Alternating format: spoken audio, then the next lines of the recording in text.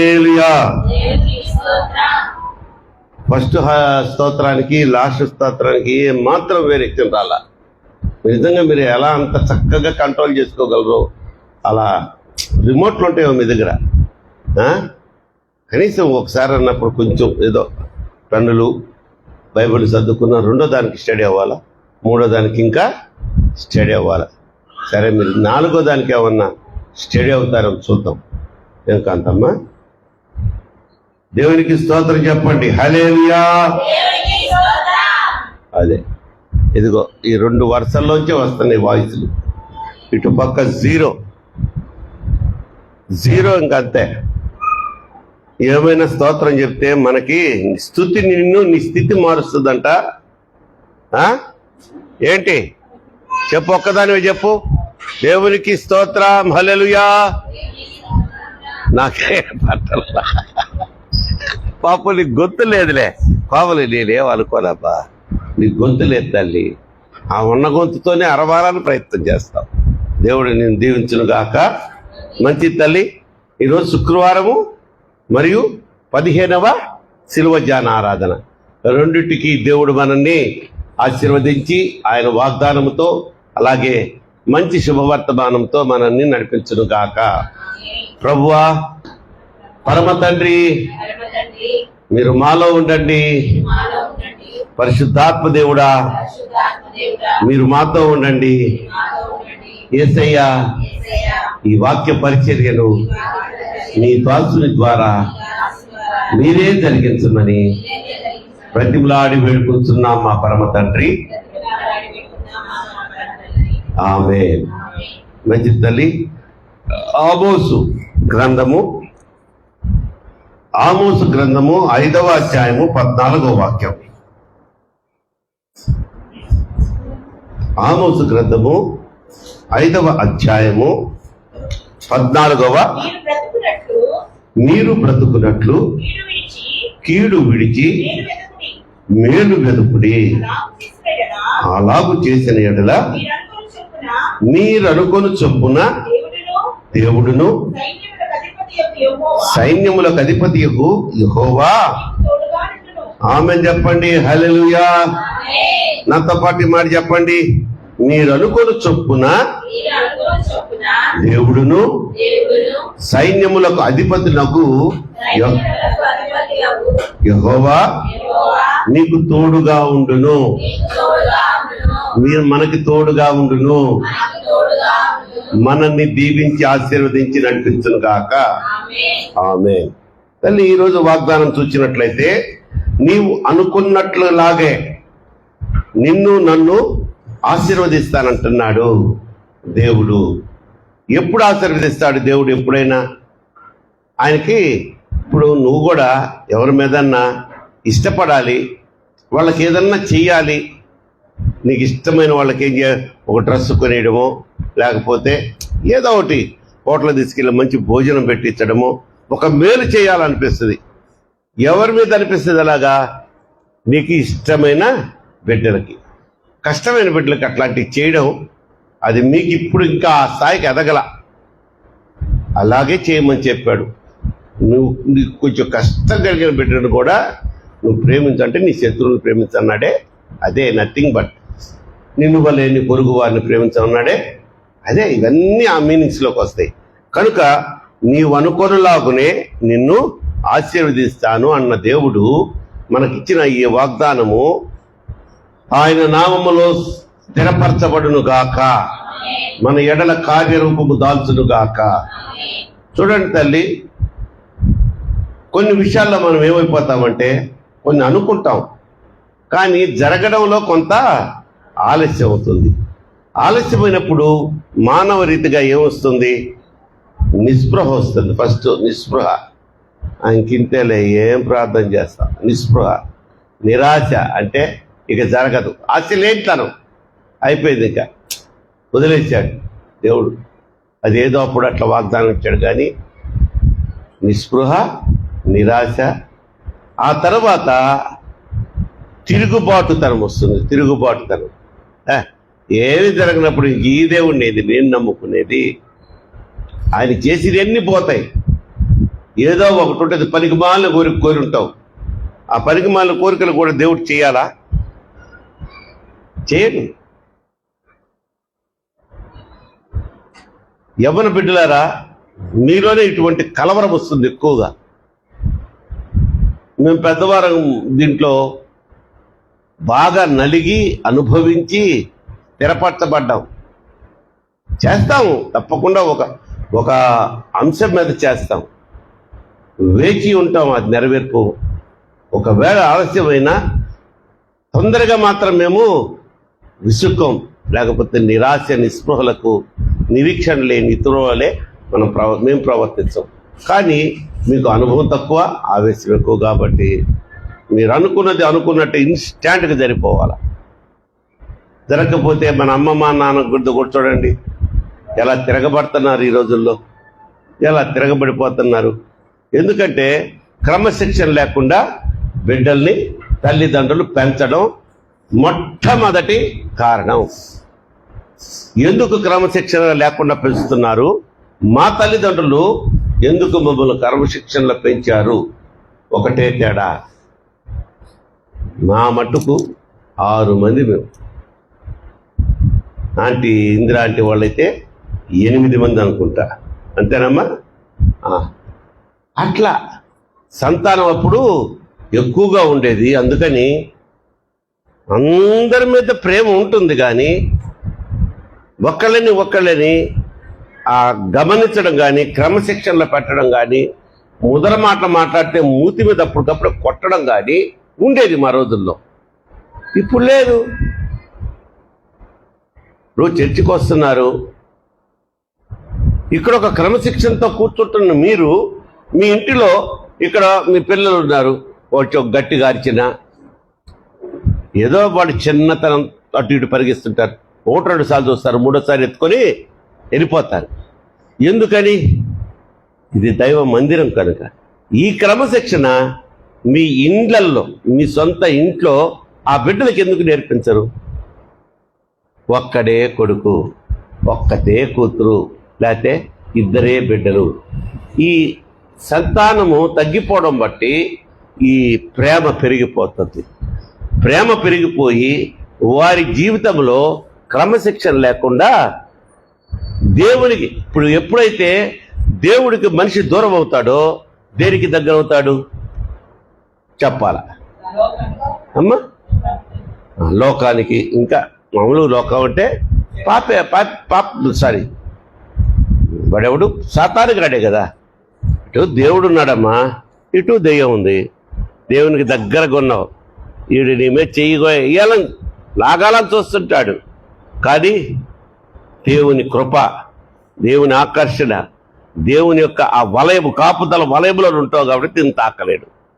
కొంచెం దాటుకొని ఆ వలయం, రక్షణ వలయం దాటుకొని ఇటు వచ్చేవరకు యమా స్పీడ్గా లాగుతాడు. కనుక ప్రియమైన దేవుని బిడ్డలారా, ఆయన అంటున్నాడు ఈరోజు మనకి వాగ్దానం ఏమిస్తున్నాడంటే, నీవు అనుకొను లాగునే నిన్ను నేను ఆశీర్వదిస్తాను అంటున్నాడు. కానీ నీలో ఉండాల్సింది ఏంటంటే క్రమశిక్షణ, ఓర్పు, సహనము, ఇంకా దానికి ఎన్ని పేర్లను పెట్టుకోవచ్చు, నిరీక్షణ. మనం మామూలుగా చెప్పుకుంటూ పోతే నిరీక్షణకు ఆధారము లేనప్పుడు అబ్రహాము దేవుని నమ్మెను. ఆ మాటలో అర్థం ఏమన్నా మీకు తెలుసా? నిరీక్షణకు ఆధారము లేనప్పుడు అబ్రహాము దేవుని నమ్మెను అంటే మీకు ఏమన్నా అర్థమైందా? ఈ మాట అందరికి అర్థమైందా? అందరికి అర్థమైతే దేవునికి స్తోత్రం చెప్పండి. హల్లెలూయా. అర్థం కాలేదా? సరే, ఒక పని చేద్దాం. అర్థమైన వాళ్ళు అర్థం కానోళ్ళకి చెప్పేయండి, అర్థం కానోళ్ళు అర్థమైన వాడి దగ్గర నేర్చుకోండి. నాకెందుకు టైం వేస్ట్? అయినా ఒక్క నిమిషంలో మీకు చెప్తా. అబ్రహాం గారికి నీకు నేను సంతానాన్ని ఇస్తాను, దాన్ని ఇసుక రేణుల వలె, నక్షత్రముల వలె అభివృద్ధి పరుస్తానని వాగ్దానం ఇచ్చింది 75 సంవత్సరాలప్పుడు. 99 ఏళ్ళకు కూడా ఆయనకి అంటే ఆయన వాగ్దానం పొంది 24 ఇయర్స్ గడిచిపోయింది. ఆయన ఒక రకంగా శారీరకంగా కొంచెం ఆ రోజుల్లో వాళ్ళు ఈ బ్యాక్టీరియాస్ లేవు కాబట్టి స్ట్రాంగ్గానే ఉండుంటారు అప్పట్లో. ఇప్పుడులాగా ఇప్పుడు 99 అంటే వాడిని మోసుకొని పోవడమే ఎక్కడికన్నా బతికుంటే. ఆయన శక్తిగానే ఉన్నాడు కానీ నిరీక్షణకి ఎక్కడ 99 ఏళ్ళకి బిడ్డలు పుడతారని ఏమన్నా అదేమి నిరీక్షణమ్మా, అదేమి నమ్మకం ఉంది. అందుకే నిరీక్షణకు ఆధారం లేదు. ఏది నాకు ఇంకా బిడ్డలు ఇస్తాడు యేసయ్య, దేవుడు నాకు సంతతినిస్తాడు, నా సంతతిని ఇసుక రేణువుల వలె అభివృద్ధిని పరుస్తాడన్నా ఆధారమే లేదు. అయ్యగారికి 99 వచ్చింది, అమ్మగారికి 90 వచ్చేసినాయి. వాళ్ళకి పిల్లలు ఎలా పుడతారని అనుకుంటారు వాళ్ళు. కానీ అదే అబ్రహాం నిరీక్షణ అంటే అసలు హోప్లెస్ కండిషన్లో ఉన్నప్పుడు అయినా దేవుడంట అబ్రహాం గారు నమ్మాడంట. దేవునికి స్తోత్రం చెప్దాం, హల్లెలూయా. అది ఆయనకు నీతిగా ఆ నమ్మకమే. ప్రియమైన దేవుని బిడ్డలారా, ఈరోజు క్రైస్తవత్వం అంతా, క్రీస్తు మార్గం అంతా దేని మీద ఆధారపడి ఉందంటే మన నమ్మకం మీదే ఆధారపడి ఉంది. స్వస్థతలు చేశారు దేవుడు యేసయ్య ప్రజల ముందు. ఏదో రూమ్లో తీసుకెళ్ళి టెపేలను కొట్టి కింద పడేసి కాళ్ళతో దొక్కి కాదు, జన సమూహంలో వచ్చి మీద పడతా ఉంటే వాళ్ళ ముందు కళ్ళు లేని వాళ్ళకి కళ్ళు ఇచ్చాడా, కుంటి వాళ్ళని నడిపించాడా, మూగవారికి మాటలు ఇచ్చాడా, చెవిటి వారికి వినికిడి శక్తినిచ్చాడా. అమ్మా, దెయ్యం పట్టిన వాళ్ళనైతే నోటితో చూస్తే మాట కూడా లేదు, గిజ గిజ గిజ గిజ గిజ లాడిచ్చే అవతలోండి పారిపోయాయంట దెయ్యాలు. కనుక నిరీక్షణకు ఆధారం లేనప్పుడు అబ్రహాము దేవుని నమ్మెను, అది ఆయనకు నీతిగా ఎంచబడి. కనుక తల్లి, మన నమ్మకమే మనల్ని ఈరోజు స్థిరపరచునుగాక. నీవు అనుకున్నది అనుకున్నట్లే జరగాలి అంటే ముందు మనం ఏం చేయాలి తల్లి? సహనంతో ఉండాలి, ఓర్పుతో ఉండాలి, నిరీక్షణ కలిగి ఉండాలి. ఎప్పటికైనా నన్ను మాట ఇచ్చాడు కదా, జరుగుద్దంతే. కొన్నిసార్లు మనం చేసే ప్రార్థనకు జవాబులంట మనం పోయిన తర్వాత వస్తాయంట. డిఎల్ మూడి గారు 4-5 దొంగల కోసం ప్రార్థన చేసేవాడంట. వాళ్ళు ఈయన హేళన చేసి పడేసాడు. ఎలవా, నువ్వు ఎంత చెప్తావు మాకు? వాళ్ళు మామూలు దొంగలు కాదు. ఒకవేళ దొరికే టైం వస్తే అవతల వ్యక్తిని చంపేసి అంత కిరాతకులైన దొంగలు. ఒకవేళ మనం ఈ రోజుల్లో అనుకుంటే బందిపోట్లే అనుకుందాం, లేదా దండుపాలెం బ్యాచ్ అనుకుందాం, సరేనా? అంత కిరాతకుల గురించి ప్రార్థన చేసి చేసి చేసి చేసి చేసి 4 వ్యక్తులు వారారంట ఆయన బతికుండగానే. ఒక్కడు ఆయన చనిపోయాడు, డిఎల్ మూడి. ఆయన చనిపోయిన తర్వాత ఎప్పుడుకో 5-6 సంవత్సరాలకి ఈ దొంగలో మార్పు వచ్చి, ఎక్కడ డిఎల్ మోడీ గారు మా కోసం ఎంతో ప్రార్థన చేసేవాడు, మాకు మంచి మాటలు చెప్పేవాడు, బైబిల్ మాటలు చెప్పేవాడు, నరకానికి పోతావరా అనేవాడు. ఆయనకు ఒకసారి చెప్పి, అయ్యా నేను మారానని చెప్దామని వస్తే మోడీ గారు ఎక్కడ? ఆయన మనిషి ఇహలోకములో లేకపోయినా ఆయన ప్రార్థన, విజ్ఞాపన, విన్నపలు దేవుని సన్నిధిలో అవి మొరపెడుతూనే ఉన్నాయంట. దేవునికి స్తోత్రం, హల్లెలూయా. కనుక తల్లి, మనము ఈరోజు పొందుకున్నటువంటి వాగ్దానము ఆమోసు గ్రంథము 5వ అధ్యాయము 14వ వాక్యము, నీవు అనుకున్నట్లుగానే నేను నిన్ను ఆశీర్వదిస్తానంటున్నారు. కనుక ఈ వాగ్దానము మనందరము స్వతంత్రించుకుందుముగాక, దాని ఫలాన్ని మనం పొందుకుందుముగాక. ఈరోజు దేవుడు మనతో మాట్లాడుతున్న ఒక ముఖ్యమైనటువంటి అంశం ఏంటంటే, మనము గడిచిన రోజుల్లో ఒక అంశం మీద మనం సుదీర్ఘంగానే ధ్యానం చేసుకున్నాం. సమస్యలు ఎలా వస్తాయి? 3 విషయాలు మనం ఆ అంశం మీద నేర్చుకున్నాం. సమస్యలు ఎలా వస్తాయి, ఎవరి వల్ల వస్తాయి? నంబర్ 1, సమస్యలు అనేది సాతాను వల్ల వస్తాయి. చెప్పండి, సమస్యలు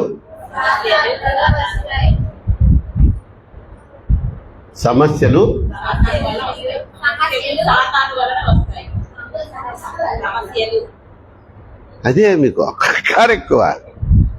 కంగారు బిడ్డలు నాకు దేవుడిచ్చాడు. సమస్యలు సాతాను వలన వస్తాయి. నంబర్ 1 కదా. ఇంకా మళ్ళీ అది మళ్ళీ విశదీకరిస్తే మళ్ళా అదే అంశం మీద పోవాల్సి వస్తుంది. 2వది, సమస్య లోక స్నేహం వలన వస్తుంది. ఎందుకంటే లోక వైరము, లోక స్నేహము దేవునితో వైరము, లోకముతో స్నేహము. ఇంకోటి ఏంటంటే దేవునికి శత్రువు. నువ్వు లోకంతో స్నేహంగా ఉన్నావా, దేవునికి శత్రువు అయిపోతావు. సో రెండో సమస్య కాదు, సమస్యలు ఎందుకు వస్తాయి? సాతాను వల్ల వస్తాయి, వాడు కలిగిస్తూ ఉంటాడు. 2వది, లోకంతో స్నేహం అంటే చాలా సువిస్తారంగా చెప్పారు ఆ రోజు దేవుడు మనకి. విగ్రహారాధన చేయకూడదు, అన్యుల ఆచారాలు పాటించకూడదు, అన్యుల కొంపలకు వెళ్ళకూడదు, వారి పూజల్లో పాలు పొందకూడదు. కొన్ని ఉంటాయి. ఇప్పుడు భోజనం, మన అన్యులు ఎవరో చనిపోయారు, తాతగారు ఎవరో చనిపోయారు, వాళ్ళు ఏం చేస్తారు? మనం 9వ రోజో 11వ రోజో జ్ఞాపకార్థ కూడిక అని పెడతాం లేదా? సరే, ఆ రోజు జ్ఞాపకార్థ కూడిక అయిన తర్వాత ఏం చేస్తాం? భోజనాలు పెడతాం. భోజనాలు పెట్టిన తర్వాత ఇక ఎవరి పాటికి వాళ్ళు వెళ్తారు. వెళ్ళే ముందు ఏంటి నవ్వుతున్నావు? చెప్పు తల్లి. గిఫ్ట్లను కూడా అంత పెద్ద పేరు కాదు, బొచ్చెలు ఇస్తారు అనాలి. అన్నమన్నా తింది కానీ తల్లి బొచ్చెలు మాత్రం వదలదు కదా. అలాగే వాళ్ళు కూడా పిలుస్తారు. మా తాతగారు చనిపోయారండి, ఈరోజు 14వ రోజు అండి, మేము లేదా అంటారు. తినం చేస్తున్నామండి. మన మహాభక్తులు ఉన్నారే క్రైస్తవులు, మేము రావమ్మా, మేము క్రీస్తు ప్రభు నమ్ముకున్నాం. నీ మొహం నమ్ముకున్నావు. క్రీస్తు ప్రభు నమ్ముకుంటే వాళ్ళు పిలిస్తే పోవా? అన్నం పెడితే తినవా? ఎందుకు తినవు? ఒక్క రీజన్ చెప్పండి నాకు. చెప్పు సునీత. నానా అది అట్లా చెప్పాలా, అర్థమయ్యేటట్టు. వాళ్ళు పూజలు చేస్తారని ఆ బిడ్డకి డౌట్. దేనికి పూజ చేస్తారు? వాళ్ళ దేవతలకు పూజ చేస్తారు. ఈ రోజుల్లో ఎవడమ్మా పూజలు చేసి వంటలు ఉండేది? శుభ్రంగా క్యాటరింగ్ ఆర్డర్ ఇచ్చేస్తున్నారు. ఇంకోటి తెలుసమ్మా, పెళ్ళికి బెటరు, పుట్టినరోజుకి బెటరు, ఇంకా బిడ్డ ఓణీల ఫంక్షన్కి బెటరు, దేనికి పెట్టరు. కానీ తినమంటే ఈ రోజుల్లో పెడుతున్నారు. నాన్ వెజ్లో ఉన్న వెరైటీస్ అన్ని పెడుతున్నారు మన హైందవ సోదరులు. దంచవతల పడేస్తున్నారు. దంచడమే. ఇవన్నీ పూజలు చేసి ఓమని ఇస్తారా? క్యాటరింగ్ ఆర్డర్ ఇచ్చి పడేస్తారా? అది తీసుకొచ్చే టైంలో ఆడు పడేస్తాడు. సరే, ఆ లెక్కన పూజ చేయని వస్తువు నువ్వు ఏంటి వాడంది ఏంటి చెప్పు? నీ జీవితంలో చెప్పు. ఏది లేదు. ఎలా చెప్పగలుగుతున్నావు? ఓ సీనియర్సా, బియ్యం తింటున్నావు నువ్వు, దాంట్లో మళ్ళా కర్నూలు సోనా మసర్లు కావాలబ్బా, పాతయి కావాలి, నంబర్ 1 కావాలా, నీ మొహం కావాలా? అది పండించే ముందు ఏం చేస్తాడు అక్కడ? వాడు పూజ చేస్తాడు. బియ్యం షాపులోకి వస్తుంది, షాపు షట్టర్ ఎత్తంగా ఏం చేస్తాడు? కొనుక్కొని వచ్చి మరి తింటున్నావు కదా నా కూతురా.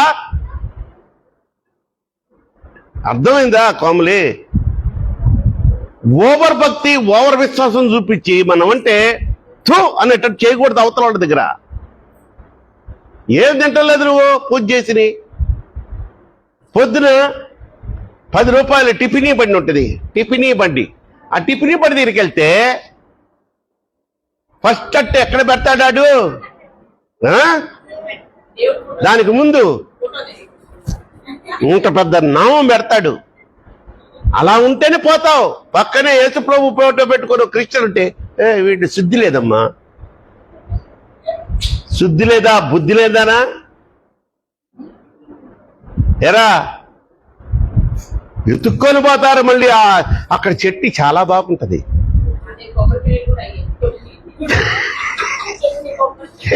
ఇక అయిపోయావు. కరెక్ట్ చెప్పింది.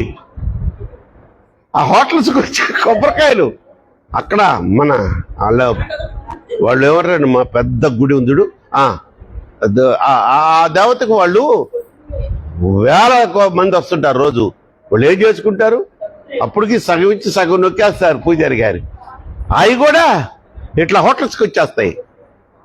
డైరెక్ట్గా విగ్రహానికి కొట్టిన కొబ్బరికాయలు కాదా తింటంలా?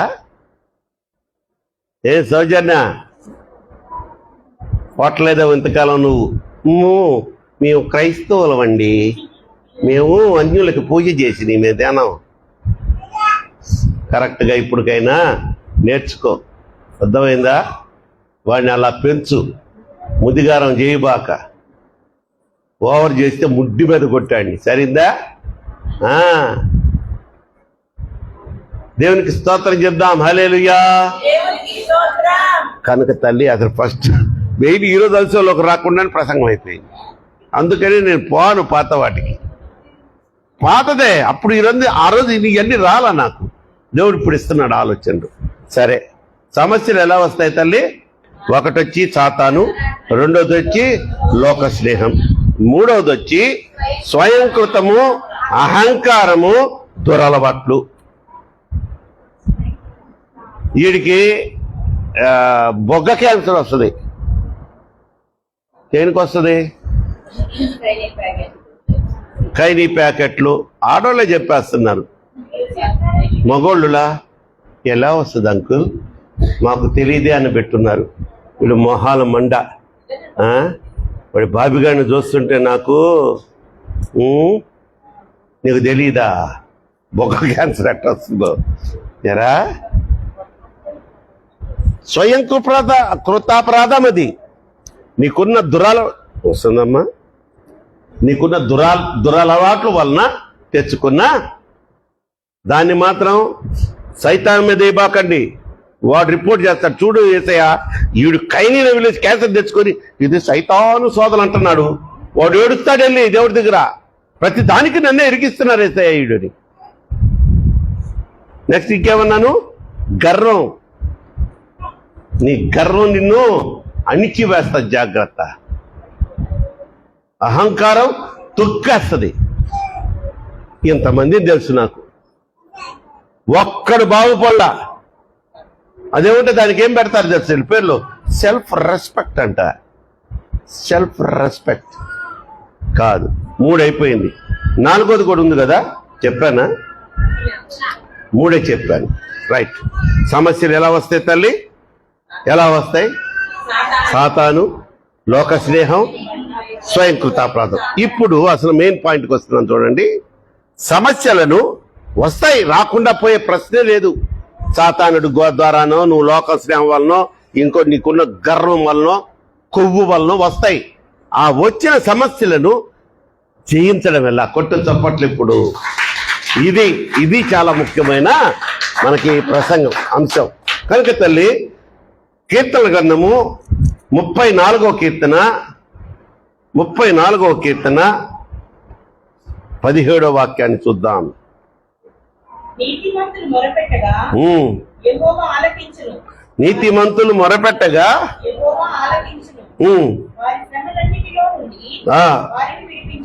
వారి శ్రమలన్నిటిలో వచ్చి. సో మొరపెట్టాలి. నీకొచ్చిన సమస్య నుంచి నీకు జయం పొందాలి, విడుదల పొందాలంటే నంబర్ 1 నువ్వు చేయాల్సిన పని ఏంటమ్మా? ఎవరికి? ఇంటి ఆయనకి మొరబెడతావా? ఓడే పెద్ద సమస్య నీకు. లేదా భర్తలారా మీ ఆవిడకు మొరబెడతావా? ఈమె నీకు పెద్ద సమస్య. ఆమె సమస్య అయినప్పుడు ఆమెకు మొరబెడితే ఉపయోగం ఉంది? మనందరి సమస్యలను ఆయన మీద వేసుకొని నువ్వెందుకు చింతిస్తున్నావు? నీ చింత యావత్తు నా మీద పోయి నేను చూసుకుంటాను అనే భరోసా ఇచ్చినటువంటి దేవుడు మనందరం పూజిస్తున్నటువంటి, నమ్మకంగా ఆధారపడినటువంటి దేవుడు. ఆయనే నజరేయుడైనటువంటి, ఆయన పేరేంటి? నజరేయుడైనా యేసు. కనుక ఆయనకి మనం ఒంటరిగా ఉన్నప్పుడు, మరి మామూలు అప్పుడైనా నువ్వు నలుగురిలో ఉండి హాల్లో వాళ్ళు వీళ్ళు తిరుగుతున్న ప్రార్థన చేసుకోవచ్చు. కానీ ఒక సమస్య గురించి, నిన్ను కలవరపెడుతున్న సమస్య గురించి నువ్వు ప్రార్థన చేయాలంటే కాస్త నీకు ప్రైవసీ కావాలా. ఎందుకంటే సమస్య గురించి ప్రార్థన చేసేటప్పుడు నీకు దుఃఖం పొంగుకొని వస్తుంది. నువ్వు ఆపాలన్నా ఆపుకోలేవు. నలుగురు ఉన్నప్పుడు తిరుగుతున్నారనుకో, నీలో ఒక షై వస్తుంది కదా, మాట్లాడలేవు సరిగ్గా దేవుడితో. మనసు విప్పి మొర అన్నాడు అక్కడ. ప్రార్థించడం వేరు, మొర పెట్టడం వేరు తల్లి. మొర పెట్టాలి అంతే. నీ సమస్యకు పరిష్కారం రావాలి అంటే మొర పెట్టాలి. కొంతమంది అమ్మా మొర్ర పెట్టడంలో భాష కూడా రాదు, మూలుగులు వస్తాయి, అంటుంటారు. ఎందుకంటే దుఃఖంతో మళ్ళీ మాటలు రావు వాడికి. ఆ రెండు కలిపి మూలుగులతో ఎప్పుడన్నా మీరు ప్రార్థన చేశారా? తట్టుకోలేడు. నువ్వు కానీ మూలుగుల ప్రార్థన చేసావంటే అంటే ఆయనకి తెలుసు, వీడికి ఏదో నాకు తన భార్య సమస్య గురించి చెప్పాలని ప్రయత్నం చేస్తున్నాడు. కానీ వాడికి వస్తున్న దుఃఖం ఆ మాటలను ఆపేసి ఆ రెండు కలిసి ఒక మూలుగులాగా. కానీ ఆ శబ్దాల్లో ఉన్న అర్థం మన యేసయ్యకి తెలుసు. దేవునికి స్తోత్రం చెప్దాం. హల్లెలూయా. కేవలం అంటుంటే ఎట్లా తెలుస్తుందమ్మా అర్థం? నీకు నాకు తెలీదు, ఆయనకి తెలుసు. నా బిడ్డకి ఏదో కడుపులో నొప్పి ఉంది, వాడు కొన్ని సంవత్సరాలుగా భరిస్తున్నాడు, బాధిస్తూ. భర్తతో ఈ అమ్మాయి వేగలేకపోతుంది, భార్యతో ఈ అబ్బాయి వేగలేకపోతున్నాడు. ఇట్లా ఆయనకు ఆ మూలుగులో అర్థం తెలిసిపోతుందట. ఆ అర్థానికి తగినటువంటి ఆ సమాధానము మనకు వెంటనే విడుదల చేస్తాడు. చూడండి, కన్నీరు ఎందుకు వస్తుంది? మామూలు ప్రార్థనలో నీ కన్నీరు రాదు. ఒక సమస్య గురించి, అది నీదై ఉండొచ్చు, నీ వారిదై ఉండొచ్చు. ఇప్పుడు దైవజనుడు అనేవాడు నా సమస్య గురించి నేను ప్రార్థన చేసేటప్పుడు నాకు కళ్ళమ్మ నీళ్ళు వస్తాయి. సంఘంలో ఎవరైనా చెప్తారు, పాస్టర్ గారు సంఘంలో ప్రకటించొద్దు కానీ ఇది మా గురించి ప్రార్థన చేయండి అంటాడు. వాడు ఎంత కుమిలిపోతా నలిగిపోతా ఉంటా, అంత పర్సనల్ విషయం నాకు వచ్చి చెప్తారు. అందుకని అంటాడు, దేవునికి భక్తునికి అంటే విశ్వాసికి మధ్యలో ఒక మధ్యవర్తి లాంటి వాడు సేవకుడు. ధైర్యంగా అందరు సేవకుల గురించి నేను చెప్పను, కానీ కొంత మీరు నమ్మిన సేవకులకి మీ యొక్క బాధలు చెప్పుకోవచ్చు. వాళ్ళ విజ్ఞాపనలు వేరు. మీ గురించి మేము కన్నీరు కార్చామంటే ఇక ఆయన తట్టుకోలేడు. నా సేవకుడు, నా పని చేస్తున్న ఈ నా సేవకుడు, నా పనివాడు నాకు మొరబెడుతున్నాడని మీ సమస్యలు ఆయన పరిష్కారం చేస్తాడు. దేవునికి స్తోత్రం. హల్లెలూయా. చూడండి తల్లి, యాకోబు ఆ యుబ్బోకు రేవు దగ్గరికి వచ్చి పెరుగులాడాడు. ఎలాగా? నువ్వు నన్ను దీవిస్తేనే గాని నేను నిన్ను వదలను, దేవుణ్ణి నేను వదలనన్నాడమ్మా. ఏంటి పెనుగులాట? ఏంటి? ప్రార్థనతోటి. యుబ్బోకు రేవులో నన్ను చూచినావు, ఇజ్రాయేలుగా నన్ను మార్చినావు. అప్పుడే యాకోబుగా ఉన్న అతను పోరాడుతూ పెరుగులాడుతుంటే, అరే నన్ను పోనీరా నాయన అంటే, నువ్వు నన్ను దీవించాలంటే నీ పేరేంటిరా అంటే యాకోబు అన్నాడు. యాకోబు అంటే అర్థం తెలుసా? దొంగోడు. నాయనా నీవు ఇక మీదట నువ్వు యాకోబు కాదు, నువ్వు ఇజ్రాయేలువి అని చెప్పి పేరే మార్చినటువంటి గొప్ప దేవుడు ఆ యాకోబు పేరు తీసి ఇజ్రాయేలు లోనుంచి ఇజ్రాయేలు జనాంగాన్ని తీసుకొచ్చాడు. 12 గోత్రాలు. 12 గోత్రాలు ఎలా వచ్చినాయి?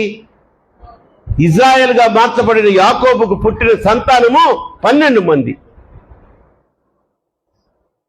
ఎప్పుడేవులో నన్ను చూచినావు, ఇజ్రాయేలుగా నన్ను మార్చినావు. ఎప్పుడేవులో ఇజ్రాయేలుగా నన్ను మార్చినావు. ఒంటరినై నన్ను చేరినావు, అంతగా నిలచి జయమెత్తినావు. ఒంటరినై నన్ను చేరినావు, అంతగా నిలచి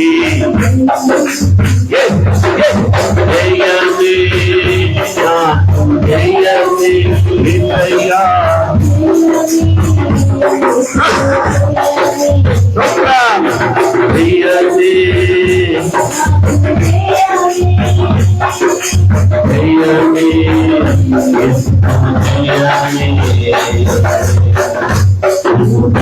నిలయా.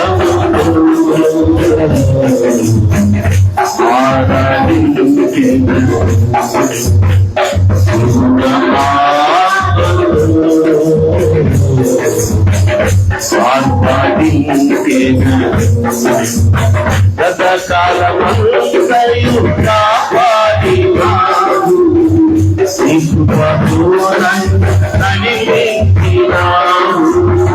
గతకాలమంతయు కాపాడినావు.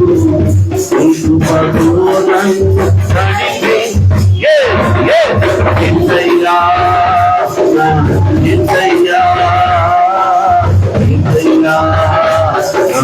ఇంతయ్యా ఇంతయ్యా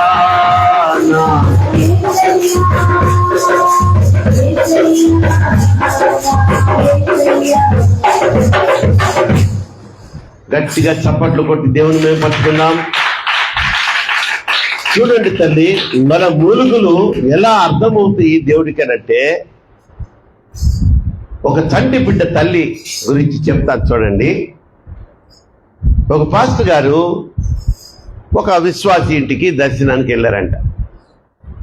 మాటలు వచ్చి రాని చంటి బిడ్డవాడి ఆమెకుంది. ఆమెకి ఏదో ఈయన కాస్త మాటలు మంచి మాటలు చెప్తూ బైబిల్ వాక్యం చెప్తున్నప్పుడు వాడు మధ్యలో వచ్చి అమ్మే అంటున్నాడంట. ఊఫ్ ఊఫ్ అంటున్నాడంట. ఈ పాస్టర్ గారికి ఏం అర్థం కావట్లా, మధ్యలో డిస్టర్బెన్స్. అమ్మా ఊఫ్ ఊఫ్ అంటున్నాడు. సరే పాస్టర్ గారు, అమ్మా ముందు వాడి సంగతి ఏందో చూడు, వాడి బాధ ఏంది, ఉఫ్ ఉఫ్ అంటున్నాడు ఏందమ్మా అంటే, అన్నయ్య పాస్టర్ అన్నయ్య వాడికి పాలు కావాలని చెప్తున్నాడు అన్నయ్య. ఉప్పు ఉప్పు ఏంది, నువ్వేమో పాలు కావాలంటావేంటి, నీకు ఎలా అర్థమైందమ్మా అంటే, ఏం లేదు మామూలుగా అయితే పాస్టర్ గారే ఉన్నాడు, పాలు కావాలని అడిగితే ఎవరైనా చిన్న బిడ్డలు పాత రోజుల్లో పల్లెటూరులో ఏమనేవాళ్ళు, డైరెక్ట్గానే పాలు కావాలని అడిగేవాళ్ళు, లేదా బాయి తాగుతా అనేవాళ్ళు కదా. ఇప్పుడు వీడు ఉప్పు అంటున్నాడు.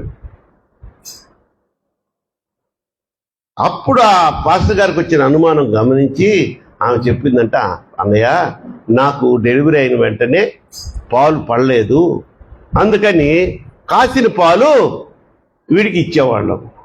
వాడికి ఆకలి అయినప్పుడల్లా మేమేం చేసేవాళ్ళం, ఒక్కరు ఉండు నాయన వాడి ముందే కాసి ఆ పంచదారు లేకపోతే ఏదైనా పాలపొడి వేసి ఏం చేస్తారు, ఉఫ్ ఉఫ్ ఉఫ్ అని ఆడు కదా, అది పట్టుకున్నాడు అన్నయ్యుడు. ఉఫ్ఫు అంటే ఇప్పుడు పాలు అని అర్థమైందా?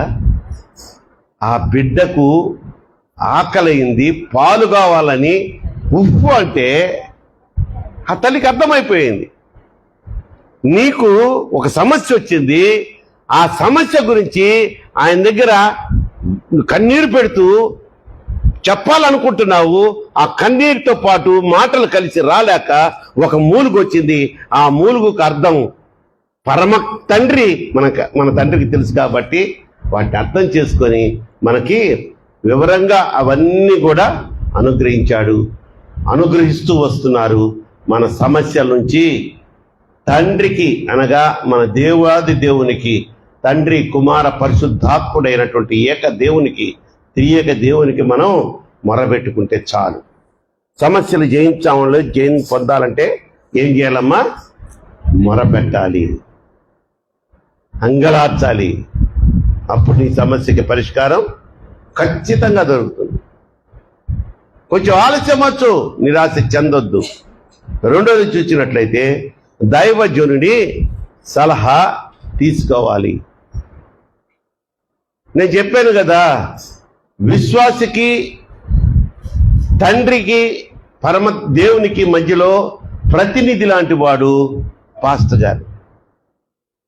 నీ దైవజనుడు, నీ పాస్టర్ గారి యొక్క సలహా నువ్వు తీసుకుంటే పెచ్చ సమాధానాలు ఎవ్వరు పాస్టర్స్. వాళ్ళకి దేవుడు, నువ్వు ఒక సమస్య నాకు చెప్పావు, నేను నా నోటికి వచ్చింది చెప్పేస్తే తప్పది. అందుకని నన్ను తప్పుడోని చేయకుండా ఉండేదానికి ఆయన వెంటనే నా నోటిలో ఆయన తలంపు పెట్టి ఈ విధంగా చేయమని చెప్పరా అంటాడు. ఒకసారి శిష్యులు కుండలో కటిక చేదు విషం ఉందని గమనిస్తారు కదా. దైవజనుడా ఎక్కడికి వెళ్ళారు? వాళ్ళల్లో ఒరేయ్ బబ్బులుగా నువ్వే పోసి ఉంటావురా అని దినేష్ గారు. రేయ్ నీ సంగతి నాకు తెలిసిన రోజు దినేష్ గారు, నేను కాదు నువ్వే పోసి ఉంటావు కొండలో ఇష్టం.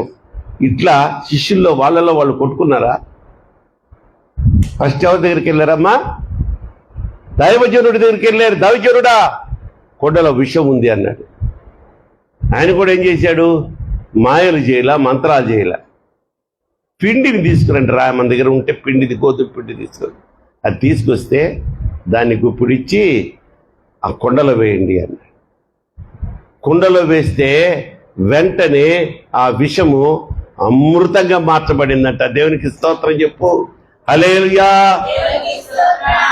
కాబట్టి రెండోది, మన సమస్యలు తీరాలి అంటే, మన సమస్యల్లో మనకి జయం రావాలంటే దైవజనుని సలహా తీసుకోవాలి, ఆయనకి మనం చెప్పుకోవాలి.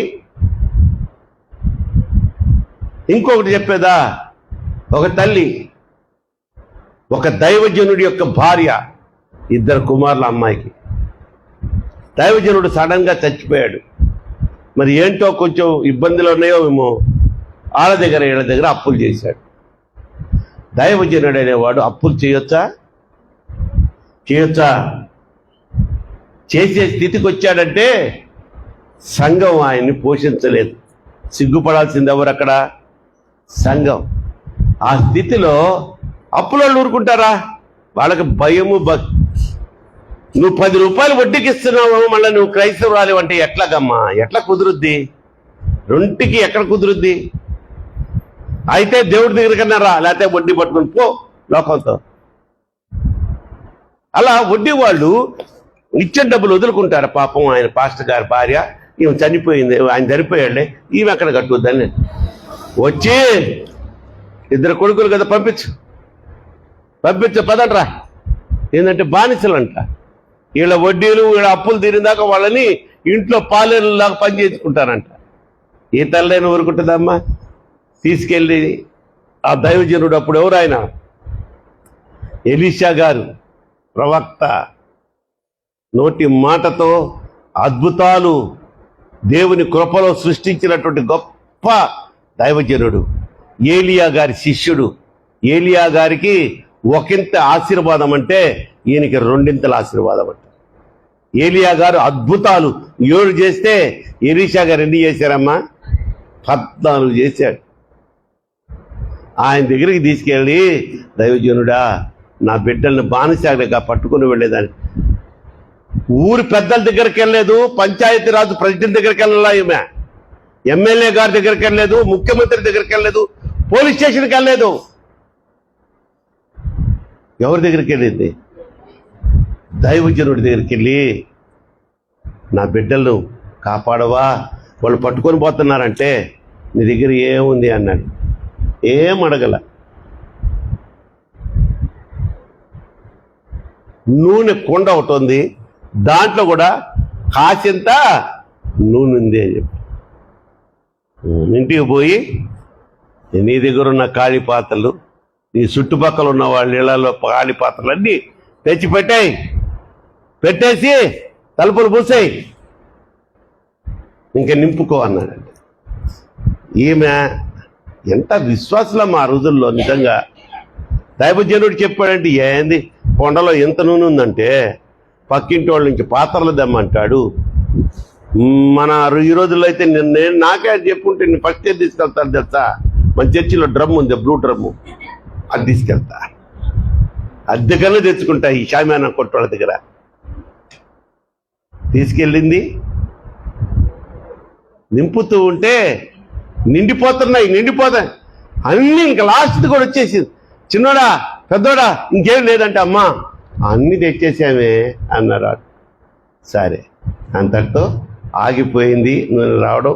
ఆ దైవజనుడు వెంటనే ఏం చేసింది ఈమె?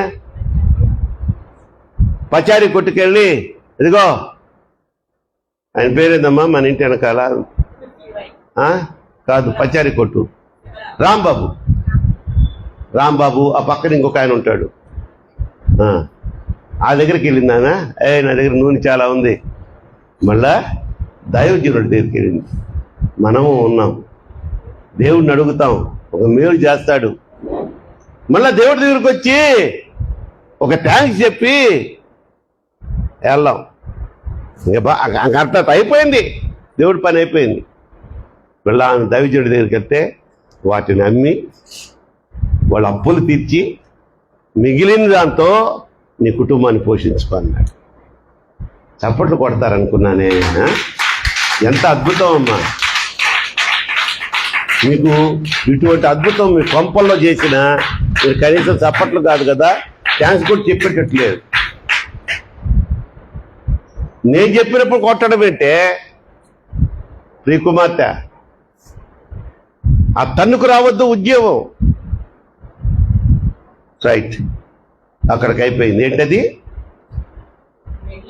ఒకటి వచ్చి దేవుని దగ్గర మొర్రబెట్టుకోవాలా, ప్రార్థించాలా నీ సమస్యలోంచి జయం పొందాలంటే. రెండోది వచ్చి దైవజనుని యొక్క ఆ సలహా తీసుకోవాలా. ఎందుకంటే దైవజనుడు అనేవాడు, మన లాంగ్వేజ్లో పాస్టర్ అనేవాడు పరమ తండ్రికి విశ్వాసికి మధ్యలో ప్రతినిధి లాంటి వాడు కనుక, దేవుని ఆత్మ ఆయన మీద ఉంటుంది కనుక ఆయన చెప్పినట్టు చెయ్యాల. నీ ఇష్టం వచ్చినట్టు చేసి, మూడోది ఏంటంటే దైవిక జ్ఞానము కలిగి ప్రవర్తిస్తే నీ సమస్య తీరిపోతుంది. సమూయేలు గ్రంథము 2వ సమూయేలు గ్రంథము 24:16 చూద్దామా?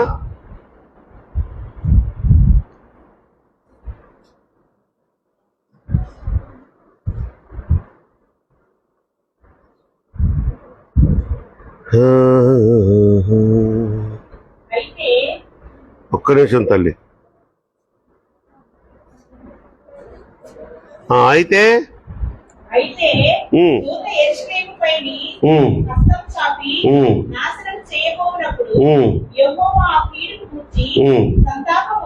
వింటున్నారా ప్రజలారా?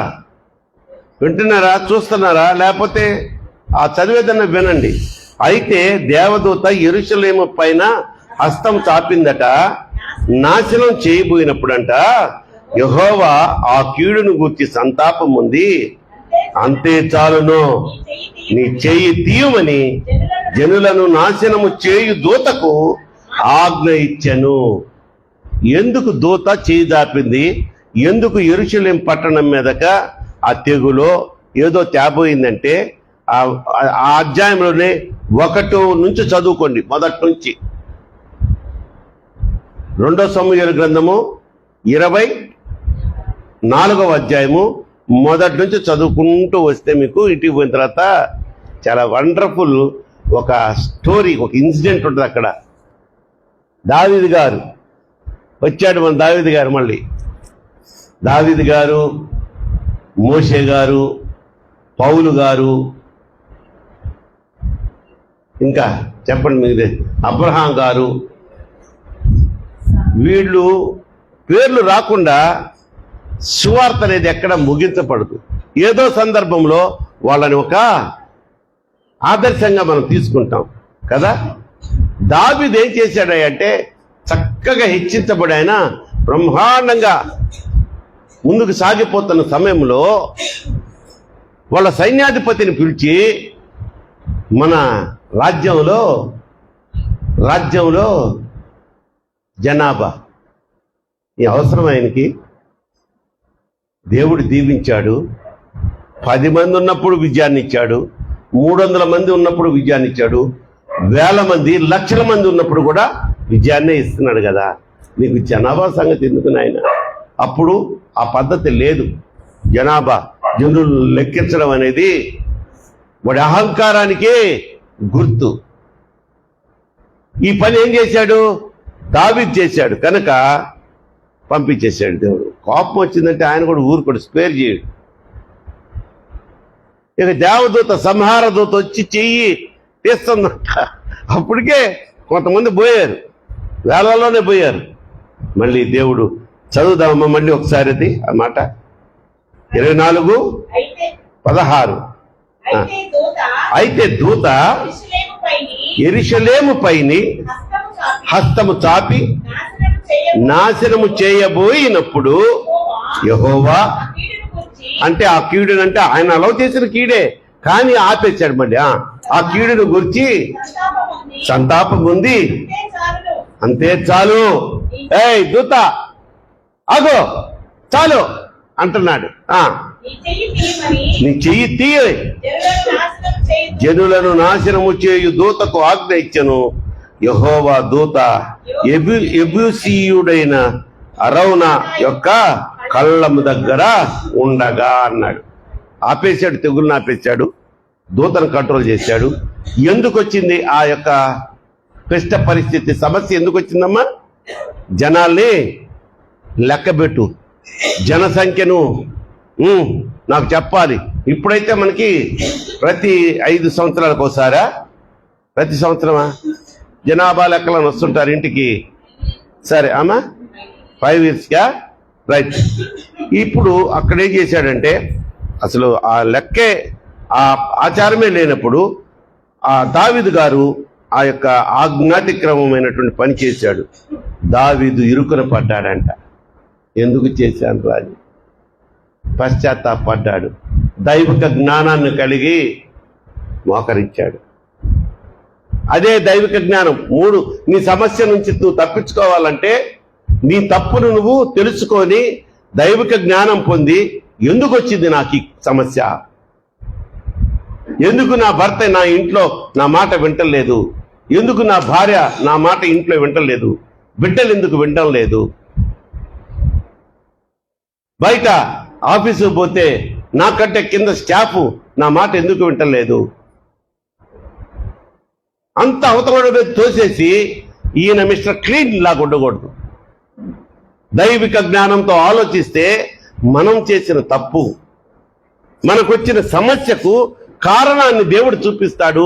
ఆ తప్పు నువ్వు ఎప్పుడైతే సరిదిద్దుకుంటావో తెగులు ఆగిపోతే నీ సమస్యలన్నీ తీర్చబడతాయి. దేవునికి స్తోత్రం, దేవునికి స్తోత్రం. కనుక ప్రియమైన దేవుని బిడ్డలారా, ముగింపుకు వచ్చేసాను. సమస్యలు వస్తాయి. 1 సాతాను ద్వారా వస్తుంది, 2వది లోక స్నేహం వలన వస్తుంది, 3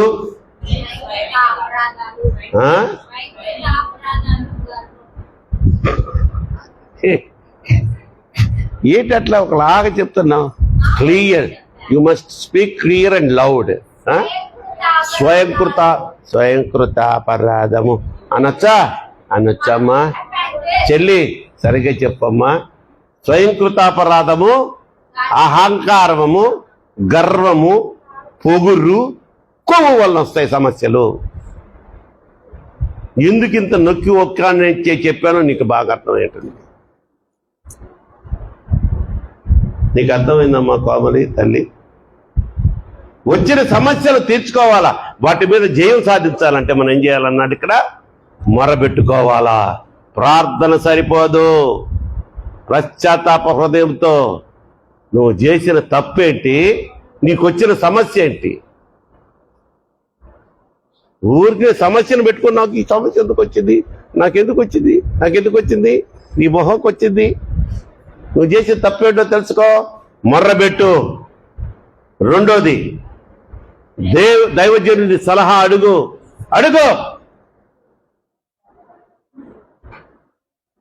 మన సంఘంలో కూడా ఈ మధ్య కొన్ని భయంకరమైనటువంటి ఇన్సిడెంట్స్ జరిగాయి. దానికి దైవజనుడు ఏం చేస్తాడమ్మా?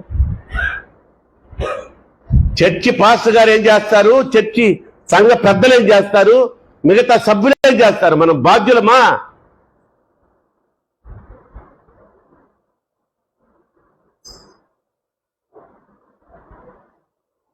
చెప్పండి.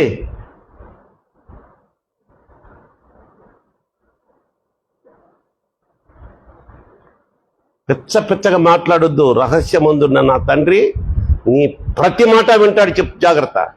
ప్రతి మాట వింటాడు. ఇట్లాంటి తప్పుడు కూతలు కూసే వాళ్ళ దగ్గర మరీ జాగ్రత్తగా వింటాడు. నువ్వు తప్పులు చేసుకొని నీ ఇంట్లో పాపం తెచ్చుకొని దైవజనుడి మీద పెడితే ఇదే పని మాకు. పోలీస్ స్టేషన్లకు వెళ్ళడం, కోర్టుల చుట్టూ తిరగడం. దైవజనుడి పని ఏంటి చెప్పండి? చెప్పాలమ్మా. పురుషులారు చెప్పండి, దైవజనుడి పని ఏంటి?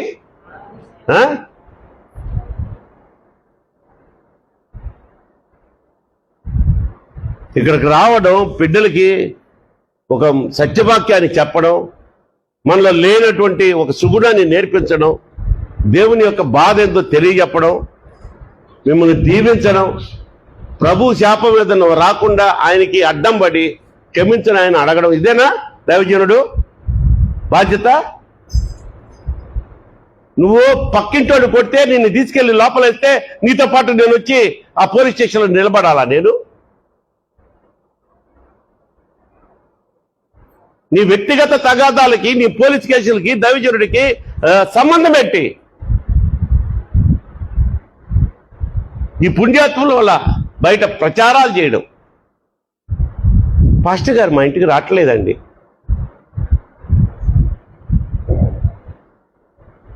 ఏ ముఖం పెట్టుకొని రా వెళ్ళమంటావు? చేసిన తప్పు నువ్వు, మానేసింది చర్చి నువ్వు, మానేసి నా ముందే మళ్ళా వేరే చర్చికి బైబిల్ పట్టుకొని వెళ్తున్నది నువ్వు. మళ్ళా నీ ఇంటికి నేను రావాలా? వచ్చాడు ఈ దైవజనుడు. నేను ముమ్మారు సార్లు వదలను. ఎవరిని అంత ఈజీగా వదలను. చాలా మంది వేషధారులు ఉన్నారు మన సంఘంలో కూడా. వాళ్ళు ఎవరో కూడా నాకు తెలుసు. ఎన్నోసార్లు మానేసి తప్పుడు సాక్ష్యాలు చెప్పినా ప్రభువుకి అప్పచెప్పడం, ఏదో నాయన వాళ్ళ పరిస్థితులు బట్టి అట్లా అబద్ధాలు చెప్పారులే అని వాళ్ళని వదలను. నేను 3 సార్లు ప్రయత్నం చేస్తా. 3 సార్లు అయిపోయిన తర్వాత దేవునికి అప్పచెప్తా. నువ్వే చూసావుగా. మళ్ళీ రేపు పైకి వచ్చిన తర్వాత కొడరా దిగకూడదు నాకు. వీళ్ళ విషయం నన్ను కొట్టకూడదు. నువ్వు 3 సార్లు ప్రయత్నం చేశా. జారిపోయిన గొర్రె కోసం వెతికాం, బుజ్జగించాం, బతిమలాడాం. మాట వింటలేదు తండ్రి, నువ్వే చూసుకో. జాగ్రత్త. మీలో కూడా నీ స్వయంకృతాపరాధం వలన నువ్వు సంఘానికి దూరమై సమస్యలు తెచ్చిపెట్టుకొని, నాకు సంఘస్థులు ఏమీ చేయలేదు, దైవజనుడు ఏమీ చేయలేదు, వచ్చి ఆ పోలీసు వాళ్ళతో బూట్కాలతో తన్నించుకోలేదు అన్న నిందలు తీసుకురాకూడదు. కనుక ప్రియమైన దేవుని బిడ్డలారా, ప్రభు మనకి ఫస్ట్ పార్ట్ అసలు సమస్యలు ఎందుకు వస్తాయని నేర్పించారు. రెండో పార్ట్ సమస్యలు ఎలా జయించుకోవాలి చెప్పారు. ఈ సమస్యలు ఎలా జయించుకోవాలి, సమస్యలు ఎలా వస్తాయని ఈ యొక్క అంశము బాగా కులంకషంగా అర్థమైన వాళ్ళు దేవునికి ఓ మంచి స్తోత్రం చేద్దామమ్మా. హల్లెలూయా. గుడ్. ప్రార్థన చేసుకుందాం. మోకరించగలిగిన వారు మోకరించండి. పశ్చాత్తాపడండి.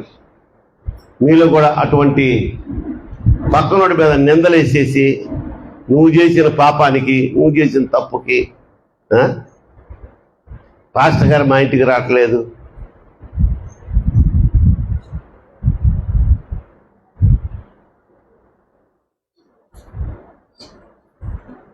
మోకరించు. బాగా మరిగారు కుర్చీలో కూర్చోడం యూత్ బిడ్డలు కూడా. మోకరించండి.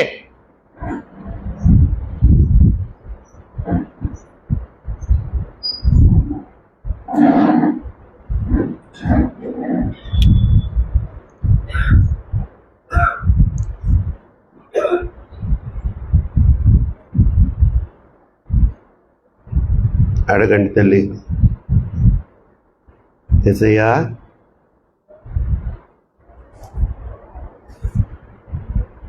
నాతోనే మాట్లాడేవా నాయన ఈరోజు.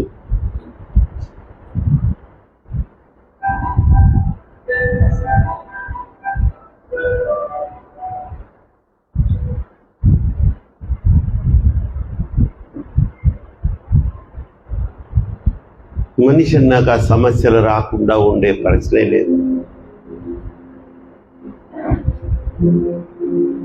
ఆ సమస్యకు గల కారణాలు మేము గ్రహించుకుని నీ ఆత్మ నడిపింపుతో ఆ సమస్యల నుంచి మేము విడుదల పొందే మార్గాలను మీరు తెలియజేశారు.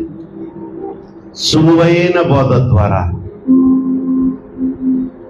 చక్కని నడిపింపు మాకు ఇచ్చినందుకు స్తోత్రాలు తెలుసు.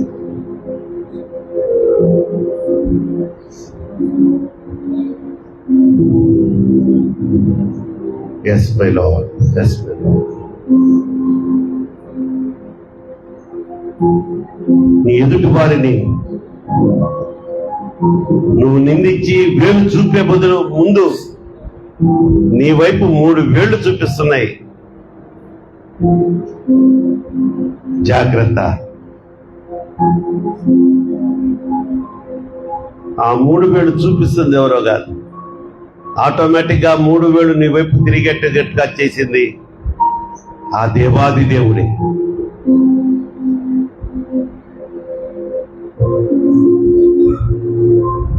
సంఘం అంటే అంత తేలిగ్గా లేదు.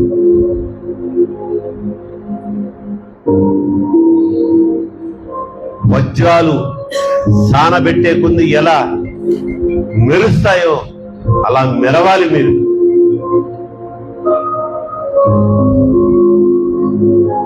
ఆ సానబెట్టబడేది దేవుని వాక్యము ద్వారా, దేవుని మాటల ద్వారానే.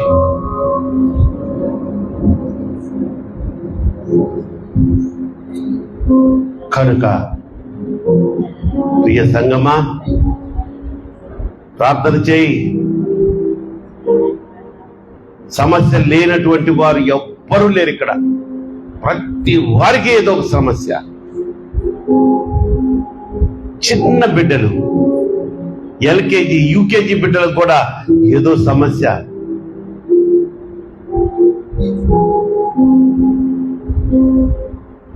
నీ చింత యావత్తు నిన్ను సృష్టించిన సృష్టికర్త మీద వేయి. నీ సొంత తెలివితేటల్లో ఏదో నేను జ్ఞానిని కదా అనుకొని ఏదో చక్కదిద్దుకుందామని ట్రై చేయబాక. మొదలుకే మోసం వస్తుంది.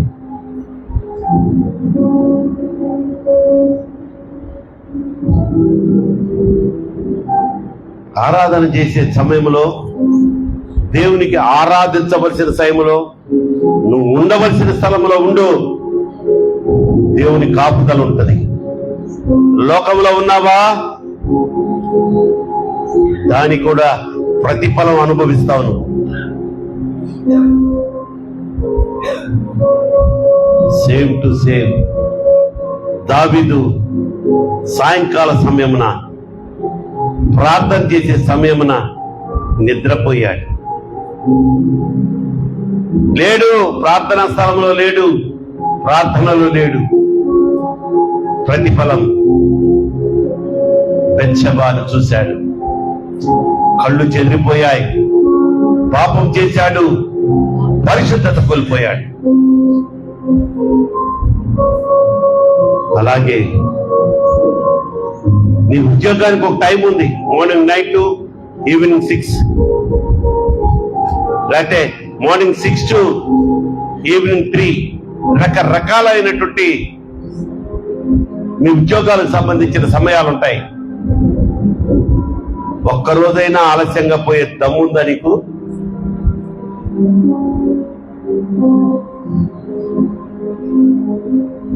మందిరానికి ఒక సమయం ఉంది.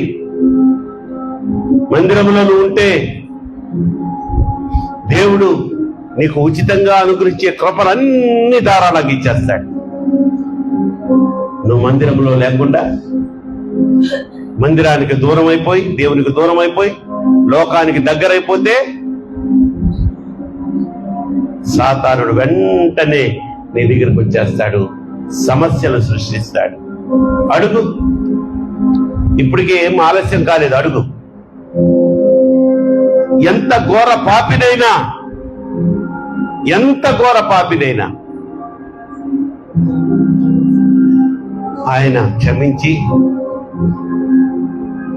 మన పాపాలను క్షమించి, మరణ శిక్షను మనము అనుభవించవలసిన స్థానములు ఆయన త్యాగమైపోయాడు, బలి అయిపోయాడు.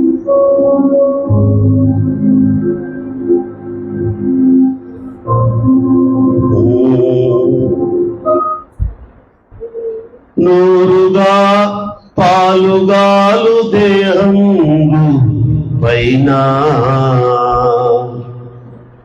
పాపాత్ముల కొరడాలెన్ను, పాలుగారు దేహం పైన పాపాత్ముల కొరడాలెన్ను, నాట్యమాడి నాయి అడి వీధిలో నిలిపాయి, నాట్యమాడి నాయి నూరు వెతుపలేదాయి,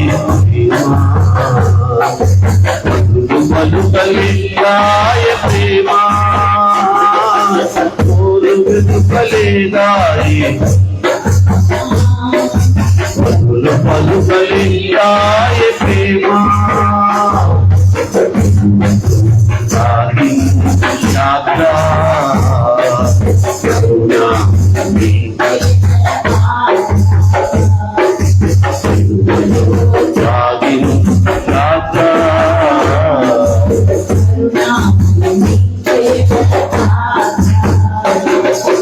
దాహమని అడిగింది ప్రేమ, దాహాన్ని ఇచ్చింది లోకం, దాహమని అడిగింది దాహాన్ని ఇచ్చింది లోకం,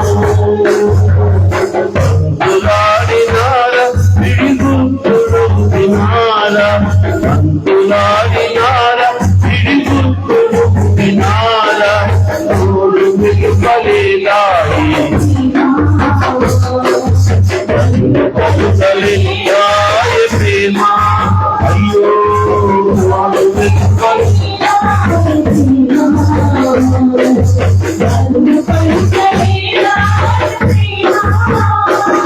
ఇది ఎవరి కోసమో, ఈ జనుల కోసమే, జగతి కోసమే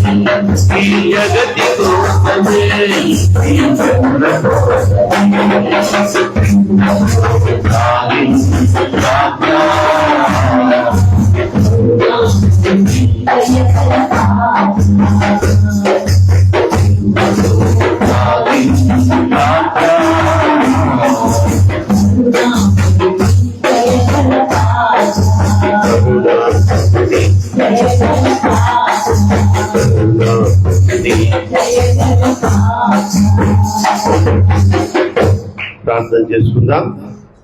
పశ్చాత్తాపడిన వారు నిర్ణయం తీసుకోండి.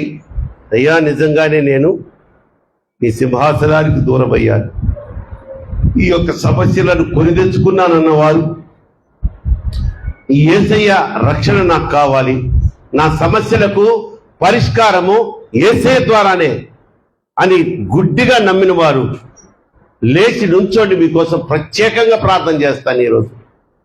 మీ సమస్యలన్నిటినీ దేవునికి అప్పచెప్పుకుందాం. ఒక్క దెబ్బతో నీ సమస్యలన్నీ తీరిపోవును గాక. ఒక్క దెబ్బతో నీ సమస్యలన్నీ యేసయ్య తీర్చివేయును గాక.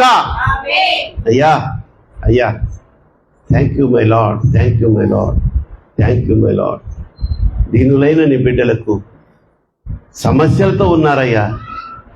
చిన్నదో పెద్దదో వారి ఏజ్కి తగ్గట్టుగా, వారి సంసార భారానికి తగ్గట్టుగా, చదువుకునే బిడ్డలైతే వారి యొక్క చదువుల భారం నిమిత్తముగా ఏదో ఒక సమస్య, ఆయన సమస్య లేని వారంటే ఎవరు లేరు. కనుక వీరందరికీ మీరు కావాలంట, మీ ద్వారానే వారి సమస్యలు తీర్చబడాలంట. నాయనా నాయనా, నమ్మేరయ్యా. ఇంతకాలం కొంచెం నిర్లక్ష్యంగా ఉన్నారేమో నీ బిడ్డలయ్యా. ఏ ఒక్కరిని దాటిపోవద్దు తండ్రి, ఏ ఒక్కరిని దాటిపోవద్దు తండ్రి. ప్రతి ఒక్కరిని నీ గాయపడిన హస్తంతో ముట్టండి నాయనా. నీ గాయపడిన హస్తంతో ప్రతి ఒక్కరిని ముట్టండి, సమాధానపరచండి నాయన. సిలువలో శాంతిని మాకిచ్చావు, సంరక్షణనిచ్చావు, నిత్య జీవాన్నిచ్చావు, పరలోక ప్రాప్తినిచ్చావు. ఇదిగో ఈ బిడ్డలకున్న ఈ సమస్య నుంచి కూడా విడుదల కలగ చేయమని వేడుకుంటున్నాను నా తండ్రి.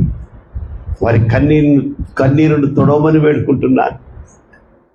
గుండెల్లో బాధ నాయన, చెప్పుకోలేని బాధ,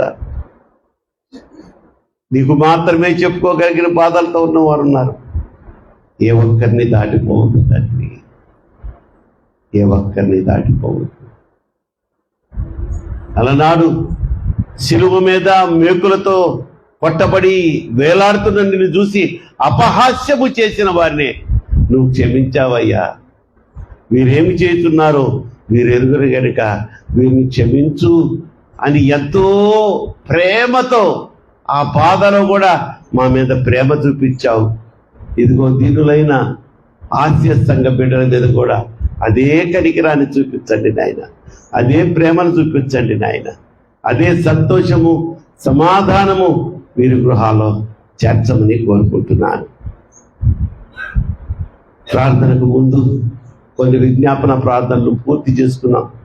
మిగిలిన వారి గురించి నేను ప్రార్థిస్తూ ఉండగా మీరు నాతో పాటు ఏకీభవించండి.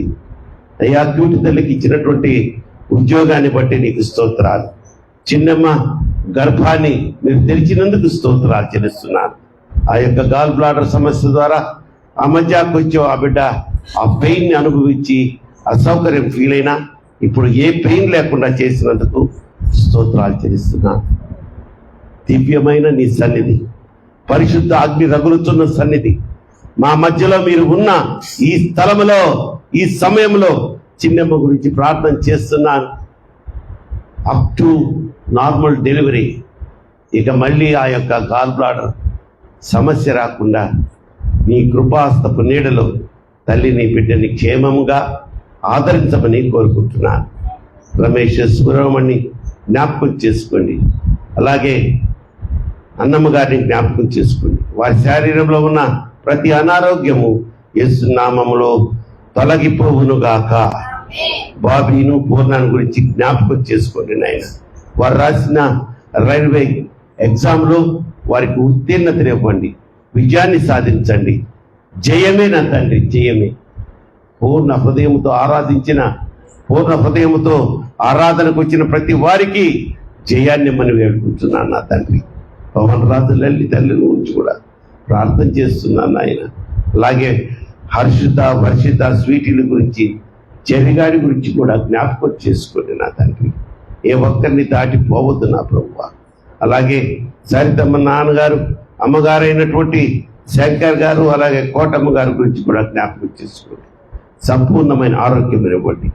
రాణి ఆ గుండె సమస్య నుంచి విడుదల కలగజేయండి.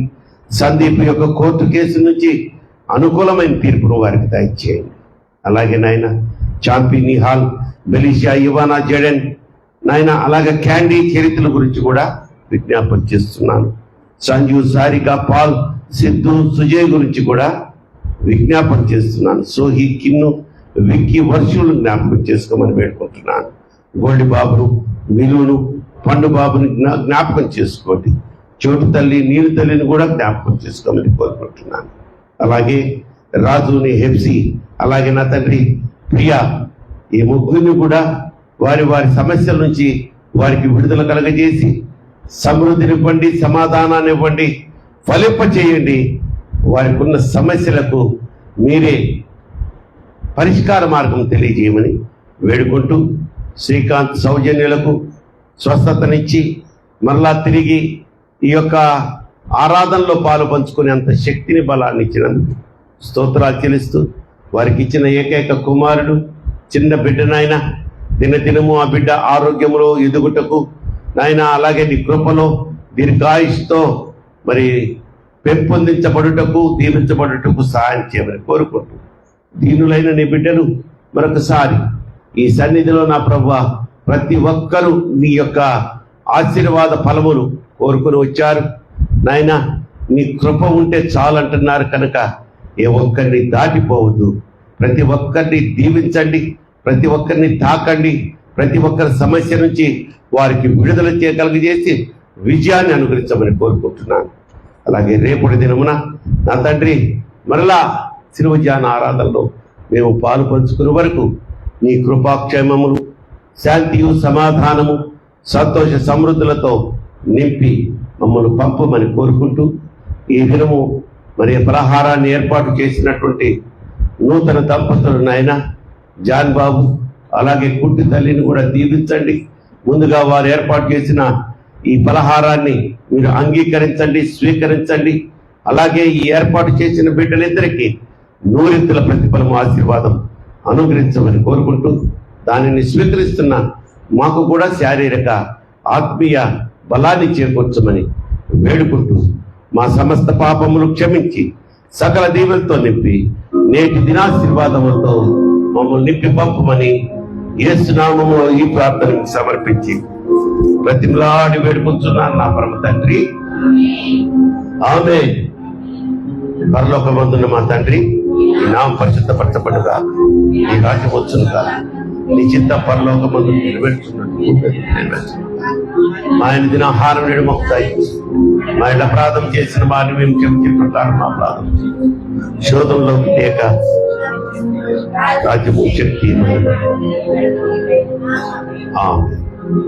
మన పరమ తండ్రి అయినటువంటి దేవుని ప్రేమ, మన ప్రభువును ప్రియ రక్షకుడు అంటే యేసుక్రీస్తు వారి పరిశుద్ధాత్మ దేవుని అన్యోన్య సహవాసం ఇక్కడ కూడి వచ్చిన ప్రతి బిడ్డకును, రైల్వే క్రిస్టియన్ సమాజంలోని ప్రతి కుటుంబములకు, ఆన్లైన్లోని బిడ్డలకును, సకల పరిశుద్ధులకును, సమస్యల్లో ఉన్నటువంటి ప్రతి బిడ్డకును సదాకాలము తోడయుండును గాక. అందరికీ వందనాలు తండ్రి. ఈరోజు